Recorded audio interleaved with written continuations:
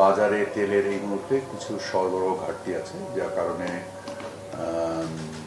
Adviser council, chief adviser সাহেব মহোদয় সহ সকলেই উদ্বেগ প্রকাশ করেছেন এবং জিনিসটার দ্রুত সমাধান কল্পে আমরা আমাদের যারা স্টেক হোল্ডার্স আছেন, অংশীজনদের সাথে একসাথে একত্রিত হয়ে এই সমস্যার দ্রুত সমাধান কল্পে বাস্তবমুখী পদক্ষেপ হিসেবে আমরা ট্যারিফ কমিশনের সহযোগিতায় আমরা পুরো জিনিসটাকে বিন্যাস করেছি, দেখেছি।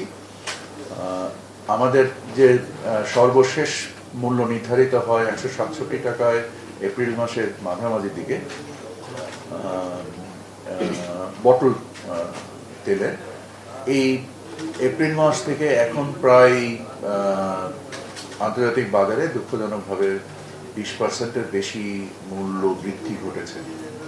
তো এই কারণে স্থানীয় মজুতদারি বেড়েছে, কারণ সবার মধ্যেই এই ধরনের একটা শঙ্কা কাজ করছিল যে বাজারে এই মূল্যের একটা পরিবর্তন আসবে।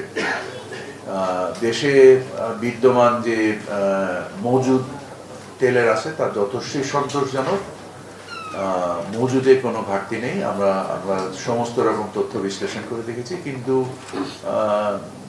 ছোট ছোট জায়গা থেকে শুরু করে সকল জায়গায় এক ধরনের মজুদদারি তৎপরতা আমরা দেখতে পেয়েছি।